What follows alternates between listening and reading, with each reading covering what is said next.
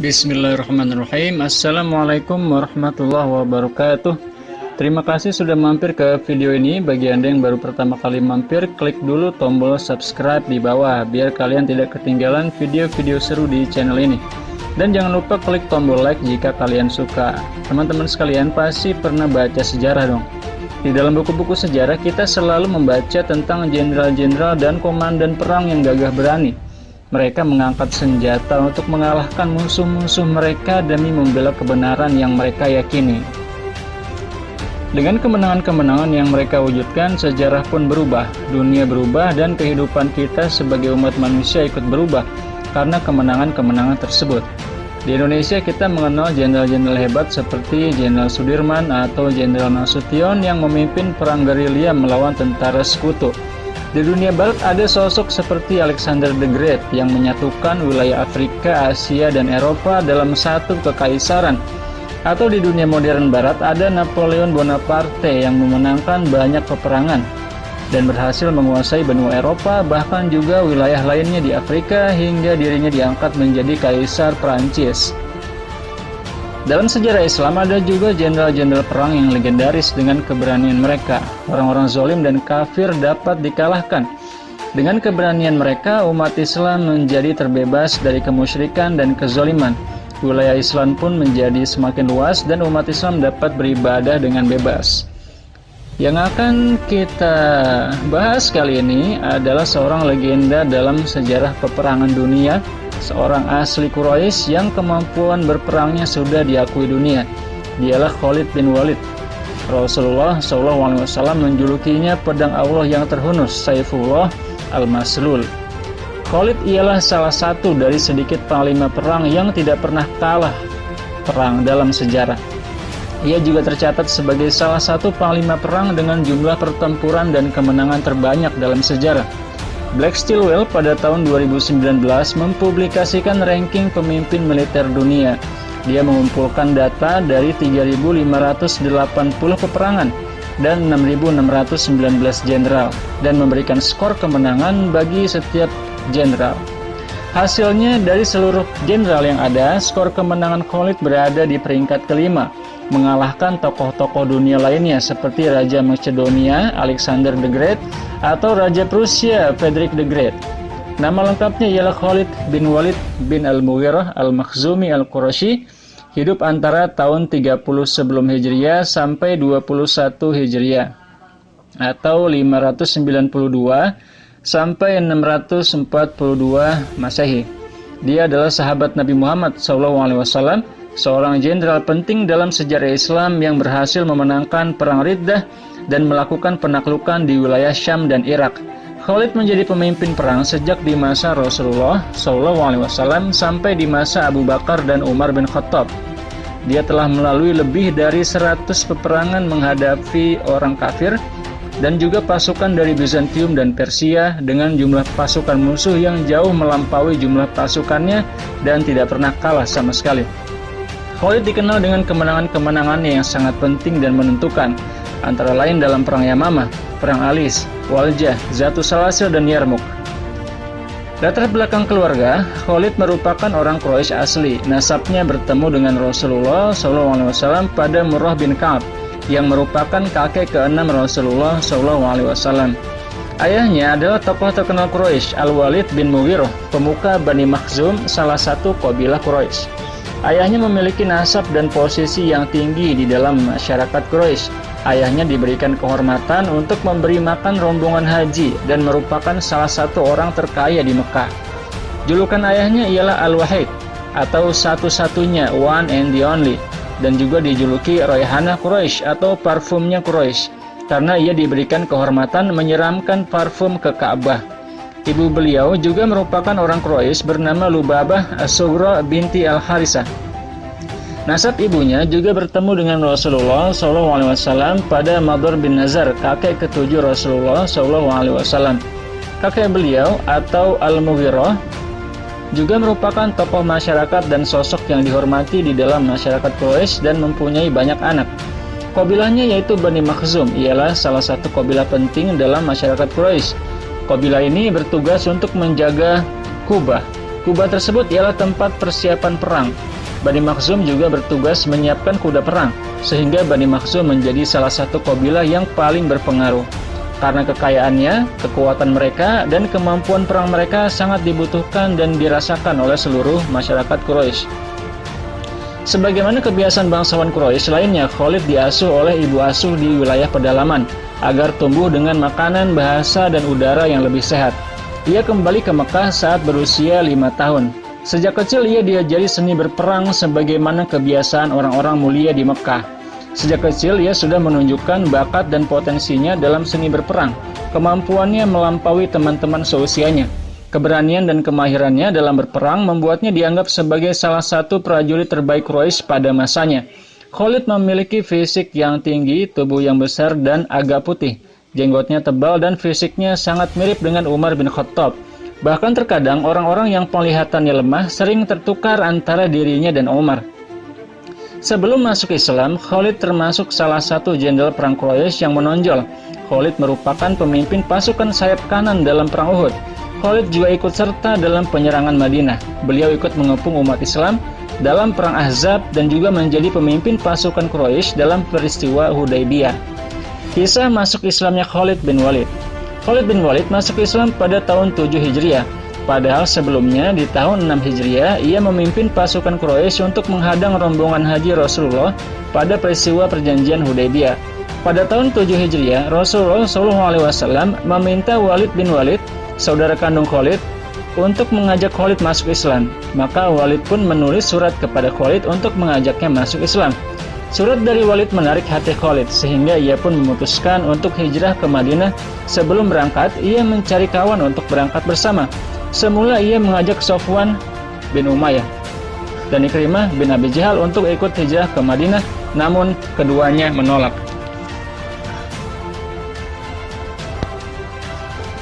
Maka ia pun mengajak kawannya yang lain yaitu Utsman bin Tolha al-Abdari, dan ia pun setuju untuk hijrah. Dalam perjalanan ia kemudian bertemu dengan Amr bin As, dan Khalid mengajaknya juga untuk ikut hijrah. Ternyata Amr bin As setuju, maka berangkatlah mereka bertiga menuju Madinah untuk hijrah dan bergabung dengan umat Islam di Madinah.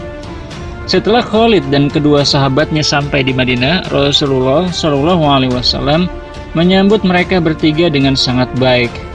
Saat itu Rasulullah SAW bersabda, "Sesungguhnya Mekah telah melemparkan jubah pelindung jantung mereka kepada kita." Pernyataan tersebut menggambarkan bahwa sosok Khalid sangat penting bagi orang-orang Quraisy, laksana jubah perang yang melindungi kaum Quraisy. Setelah masuk Islam, Khalid menceritakan mimpinya kepada Abu Bakar bahwa ia bermimpi ia keluar dari negeri yang sempit dan kering, kemudian pindah ke negeri yang hijau dan luas. Kemudian Abu Bakar menjawab, "Negeri yang kering dan sempit itu ialah kemusyrikan, dan tempat keluarmu itu adalah hidayah yang diberikan oleh Allah Subhanahu wa Ta'ala."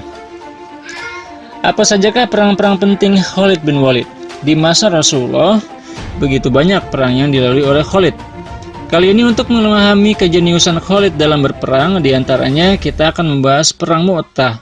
Perang ini adalah pertempuran antara umat Islam melawan pasukan kerajaan Ghassanah yang merupakan kerajaan boneka yang setia kepada kekaisaran Persia. Pasukan orang kafir terdiri dari 200.000 orang, setengah dari bangsa Arab, setengah lagi dari orang Persia. Sedangkan umat Islam hanya 3.000 orang.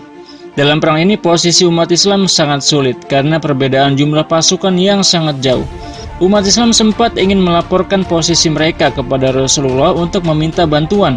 Namun akhirnya para sahabat tetap bersikukuh dan menetapkan hati untuk tetap melaksanakan perang. Saking sulitnya posisi umat Islam, Khalid sampai mematahkan 9 pedang dalam perang tersebut. Dalam perang tersebut, 3 panglima perang umat Islam mati syahid, dan Khalid akhirnya dipilih sebagai panglima pengganti. Beliau menukar posisi pasukan kanan dengan pasukan kiri, lalu pasukan depan ditukar dengan pasukan belakang. Strategi ini membuat orang kafir kaget dan tidak siap dengan situasi yang ada, sehingga kekuatan orang-orang kafir menjadi melemah, dan akhirnya umat Islam yang tersisa dapat mundur dan menyelamatkan diri. Saat pasukan Khalid kembali, Rasulullah SAW memuji Khalid dan kemudian menjuluki beliau dengan pedang Allah yang terhunus, Saifullah al-Maslul. Di masa Abu Bakar, Khalid ikut serta juga dalam penaklukan suku-suku Arab yang murtad dan tidak mau bayar zakat. Beliau berhasil, meskipun banyak korban berjatuhan dari kedua belah pihak. Dan belum pulang dari perang melawan orang murtad, Khalid dan pasukannya langsung diinstruksikan untuk masuk ke wilayah Irak untuk menaklukkan sebagian kota-kota di Irak. Masa keemasan Khalid sebagai panglima perang dapat kita lihat melalui sepak terjangnya dalam penaklukan Irak dan Syam. Khalid mengalahkan orang-orang Persia dalam perang Zatus Salasil. Bahkan ia membunuh salah satu pemimpin perang Persia yang terkenal, yaitu Hurmuz. Meskipun saat itu jumlah pasukan muslim jauh lebih sedikit daripada pasukan Persia. Kemenangan dalam perang Zatus Salasil berlanjut di beberapa kota lain di Irak. Khalid pun berhasil memenangi perang Waljah.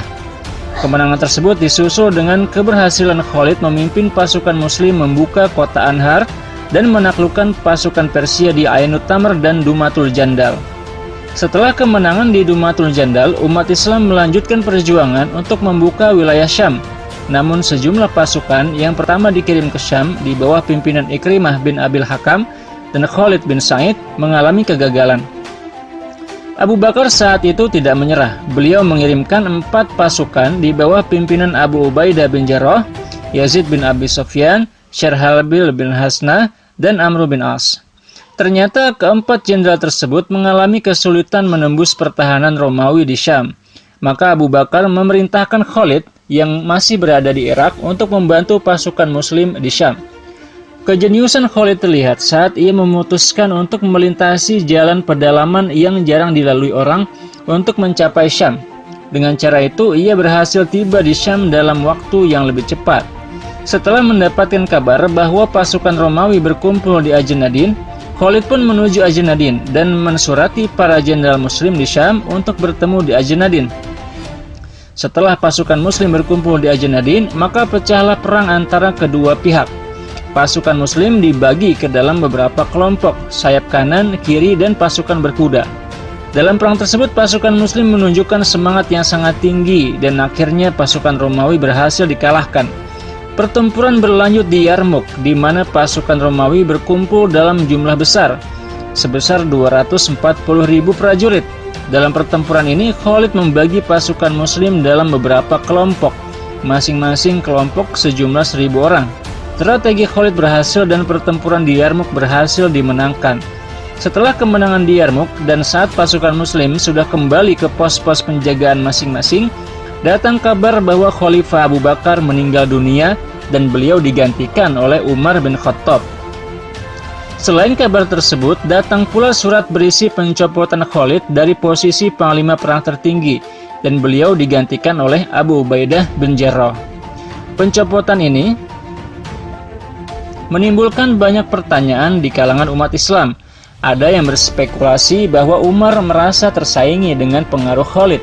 Namun Umar menjelaskan bahwa pencopotan tersebut hanya agar umat Islam tidak terlalu mengandalkan Khalid dan bahwa kemenangan umat Islam ialah karena kehendak Allah dan bukan hanya karena adanya Khalid bin Walid di dalam pasukan. Meskipun dicopot sebagai panglima tertinggi, Khalid tetap menjabat sebagai salah satu jenderal dan komandan perang di bawah komando Abu Ubaidah bin Jarrah. Khalid tetap berperan penting dalam penaklukan di Syam. Khalid juga ikut serta dalam penaklukan di Homs, Damaskus, dan Al-Quds. Khalid juga berhasil menang dalam Perang Konsarin. Kemenangan itu dilanjutkan dengan kemenangan di Antokia dan Asia Tengah. Selanjutnya, bagaimanakah kisah pencopotan Khalid dari jabatan militer? Khalid dicopot setelah terjadi penyebaran kabar bahwa Khalid memberikan uang sebesar 1.000 dirham kepada seorang penyair bernama Ash'ath bin Qis yang membuatkan syair untuk memuji kemenangan-kemenangan Khalid bin Walid. Kejadian ini mengusik Umar. Umar pun mengutus utusan kepada Khalid, yaitu Bilal bin Rabah. Bilal diminta untuk menanyakan apakah harta yang digunakan merupakan harta umat Islam atau hartanya pribadi. Pertanyaan ini sesungguhnya cukup memojokkan bagi Khalid. Jika dia membayar Asy'as bin Qais itu menggunakan uang umat, berarti ia zalim. Dan jika menggunakan uang pribadinya, berarti ia menggunakan uangnya secara berlebihan. Khalid pun menjawab bahwa ia menggunakan uang pribadinya. Maka Umar memanggilnya untuk menghadap ke Madinah, dan ia pun dicopot dari jabatan militernya. Maka berakhirlah karir militer beliau yang cemerlang. Pencopotan Khalid menimbulkan banyak pertanyaan, namun Umar menjawab dengan jawaban yang diabadikan dan diumumkan ke seluruh negeri yang berbunyi, "Sesungguhnya aku tidak mencopot Khalid karena marah atau karena pengkhianatan. Akan tetapi orang-orang takjub kepadanya, maka aku takut orang-orang diuji dengan hal tersebut. Maka aku ingin agar orang-orang mengetahui bahwa semua itu ialah kehendak Allah dan agar mereka tidak menampakkan ketakjuban yang berlebihan kepada Khalid." Wafatnya Khalid. Khalid wafat pada tahun 21 Hijriah atau 642 Masehi. Usianya kurang lebih 51 tahun. Semua sepakat tentang tahun wafat beliau. Namun ada perbedaan pendapat tentang di mana beliau dimakamkan. Ada yang berpendapat bahwa ia dimakamkan di Homs, wilayah Syria sekarang. Yang mendukung pendapat ini antara lain Ibnu Katsir, Al-Waqidi, dan Az-Zahabi. Sedangkan Ibnu Asakir berpendapat bahwa ia dimakamkan di Madinah. Sejauh ini pendapat yang terkuat ialah bahwa beliau dimakamkan di Homs. Dan hingga saat ini ada sebuah masjid di Homs yang di dalamnya terdapat makam Khalid bin Walid dan nama masjidnya juga Khalid bin Walid. Ibnu Qutaibah meriwayatkan bahwa saat Khalid wafat di atas tempat tidurnya, beliau berkata, "Aku telah melalui 100 kali merangkak dan yang semisal dengannya, dan tidaklah ada ruang di tubuhku kecuali di sana ada bekas pukulan pedang atau tembakan panah atau tusukan panah. Dan disinilah aku, hidungku mati seperti matinya keledai, dan mata para pecundang tidak akan tertidur." Ini adalah ungkapan sastrawi yang menggambarkan bahwa meskipun Khalid telah berjihad dalam waktu yang panjang dan tubuhnya telah dipenuhi luka-luka yang demikian banyaknya, namun ia menyayangkan bahwa ia harus menghadap Tuhannya bukan di medan perang melainkan di atas ranjang. Bagian yang sulit saya pahami ialah bagian terakhir dari pernyataan tersebut, yaitu mata para pecundang tidak akan tertidur. Ungkapan ini barangkali setelah saya browsing juga ya, menggambarkan bahwa justru orang-orang yang penakut dan lari dari perang, justru merekalah yang hidupnya tidak akan tenang dan tidurnya pun tidak akan nyenyak. Demikianlah perjalanan hidup salah satu panglima perang terbaik yang pernah ada dalam sejarah umat manusia, yaitu Khalid bin Walid. Beliau telah menorehkan prestasi gemilang dan menjadi contoh kebaikan bagi generasi-generasi Islam di masa yang akan datang. Terima kasih Anda sudah menonton video ini sampai habis. Jangan lupa subscribe bagi yang belum, like, komen, dan share. Terima kasih, sampai jumpa lagi di video-video selanjutnya. Wassalamualaikum warahmatullahi wabarakatuh.